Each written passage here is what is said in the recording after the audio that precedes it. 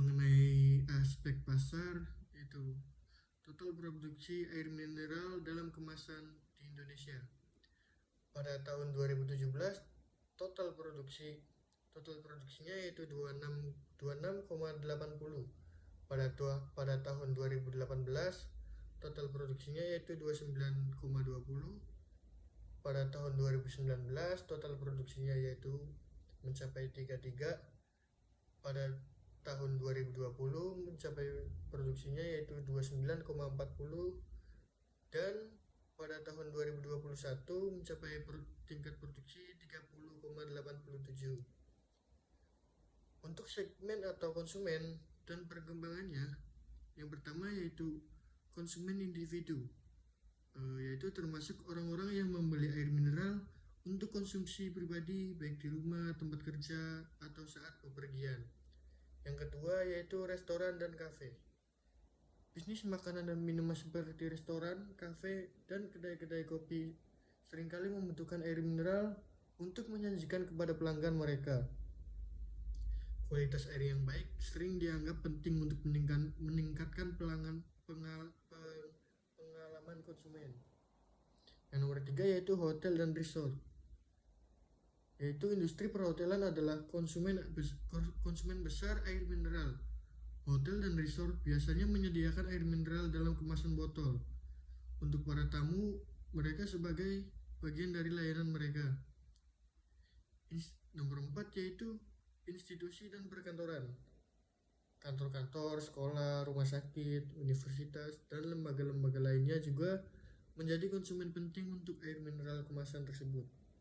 Dan untuk nomor yang kelima itu ada event dan acara, yaitu acara-acara besar seperti konser, festival, pameran dagang, dan acara olahraga seringkali memerlukan pasokan air mineral karena untuk memenuhi kebutuhan para peserta dan pengunjung.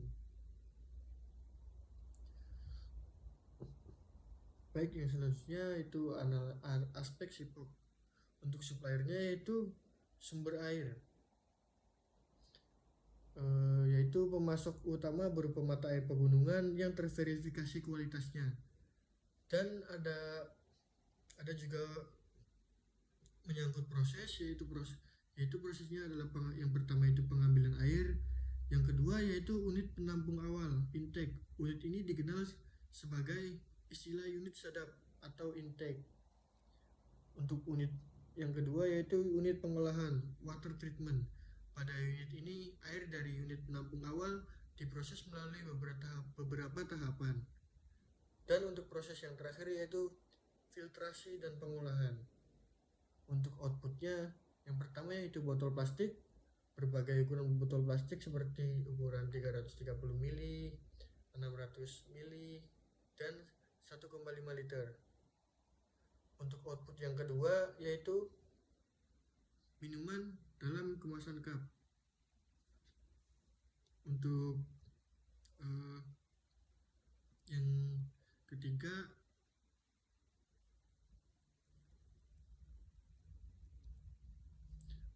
yang ketiga yaitu kemasan lain, yaitu inovasi kemasan seperti tetra pak atau pouch untuk memenuhi kebutuhan pasar tertentu. Untuk yang bagian customer, yang pertama yaitu ada retail, yang kedua ada Horeca sendiri yaitu kesingkatan dari hotel, restoran, dan kafe. Dan untuk customer yang ketiga yaitu distributor dan grosir. Baik, kita sekarang akan membahas sekarang kita akan membahas aspek teknis.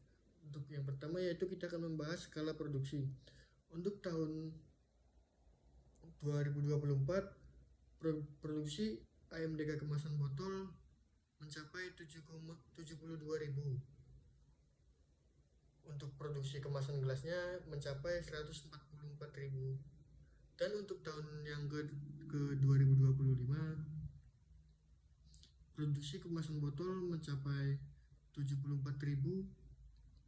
Untuk kemasan gelas yaitu 148.000.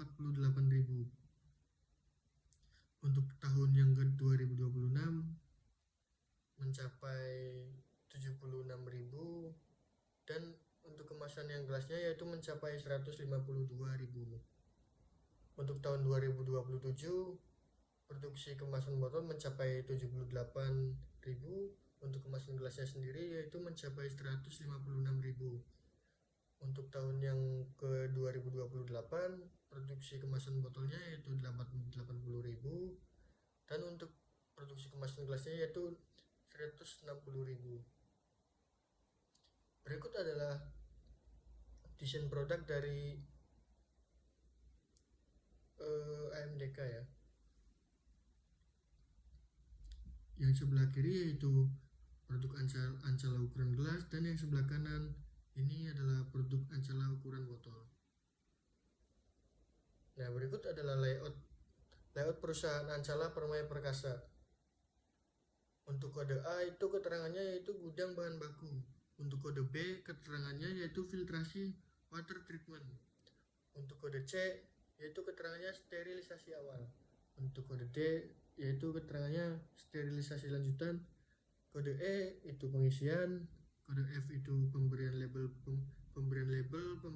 dan pemberian tanggal kadaluarsa. Untuk kode G itu pengepakan, dan yang terakhir kode H itu keterangannya adalah penyimpanan.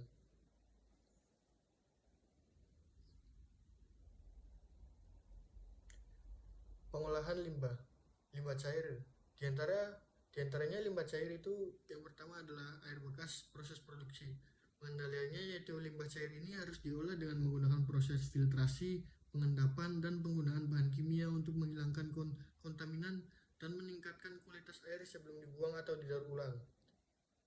Untuk limbah cair yang kedua yaitu ada air pembilasan. Cara pengendaliannya yaitu penggunaan sistem pengelolaan air yang efisien seperti sistem daur ulang air dan untuk mengurangi konsumsi air bersih dan meminimalkan limbah. Untuk limbah cair yang ketiga yaitu ada air limbah domestik. Pengendaliannya yaitu penggunaan sistem pengolahan air limbah domestik seperti septic tank atau sistem pengolahan air limbah domestik sebelum dibuang ke lingkungan. Dan ada limbah padat. Untuk limbah padat yang pertama yaitu ada botol plastik bekas. Pengendaliannya yaitu daur ulang botol plastik adalah salah satu cara terbaik untuk mengelola limbah padat ini. Untuk limbah padat yang kedua ada kemasan dan bahan pembungkus. Pengendaliannya yaitu penggunaan kemasan yang dapat didaur ulang atau ramah lingkungan, serta pengembangan program daur ulang untuk mengelola limbah kemasan. Untuk limbah padat yang ketiga yaitu ada sisa produk dan bahan kimia. Pengendaliannya yaitu pengelolaan yang tepat untuk menghindari pemborosan bahan dan meminimalkan limbah berbahaya. Aspek manajemen. Yang pertama ada struktur organisasi. Yang paling atas yaitu ada komisaris, di bawah komisaris ada direktur utama. Di bawah direktur utama menyangkut direktur-direktur pada bagian-bagian tertentu, dan di bawah semua direktur itu ada bagian staf.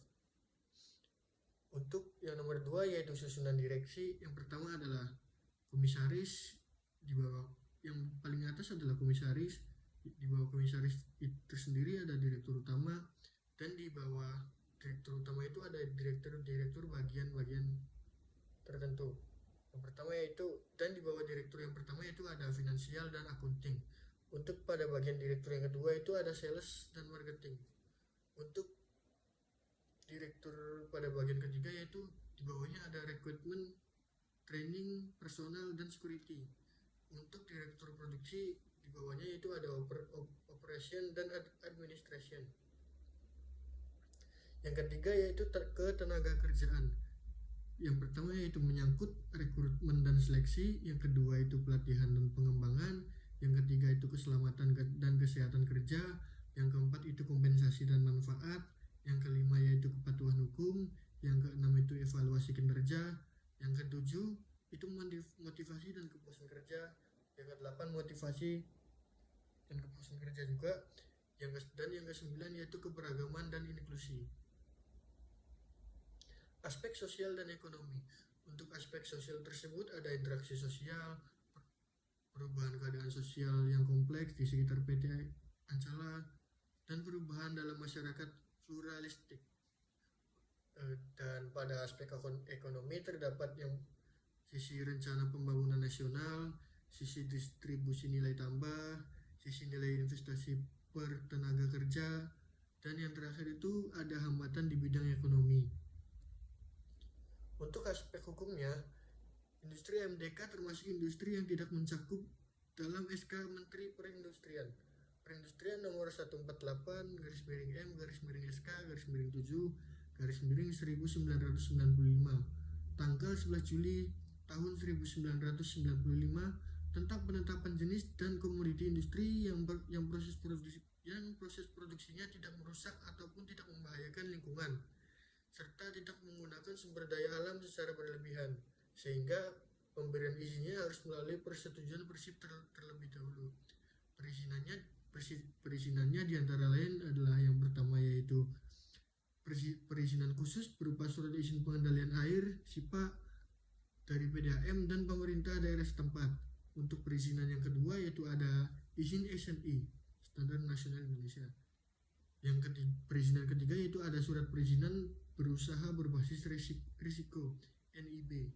Untuk yang keempat yaitu ada surat ketetapan produk halal atau sertifikasi halal melalui LPPOM MUI.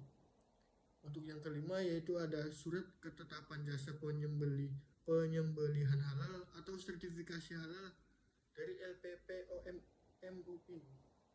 Untuk yang keenam yaitu ada surat izin tempat usaha situ. Yang ketujuh itu ada surat izin usaha perdagangan SIU. Nomor 8 itu ada nomor pokok wajib pajak NPWP. Nomor 9 surat keterangan domisili perusahaan SKDP. Dan yang terakhir itu ada izin mendirikan bangunan IMB.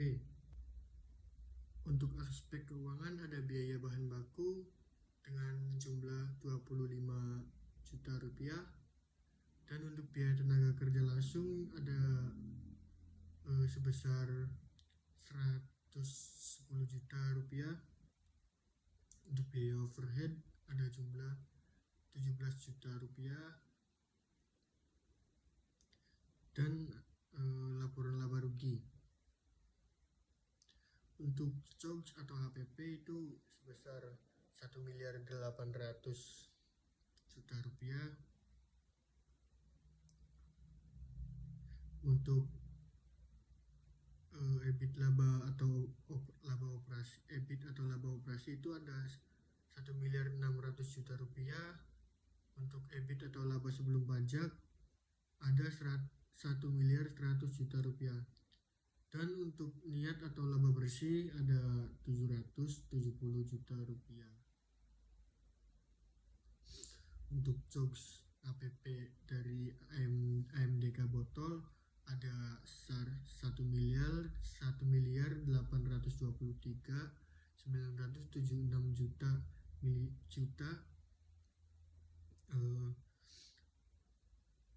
Untuk EBIT atau laba operasi ada 1.724.4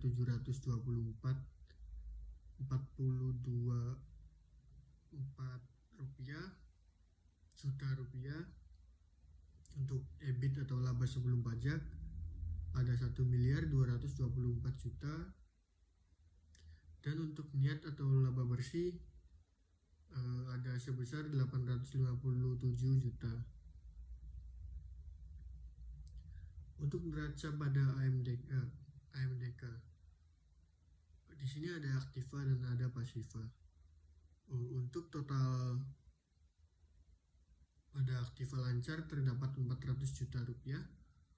Untuk total aktiva tetap ada 1.160 juta rupiah. Dan untuk pasiva total hutang yaitu ada 550 juta.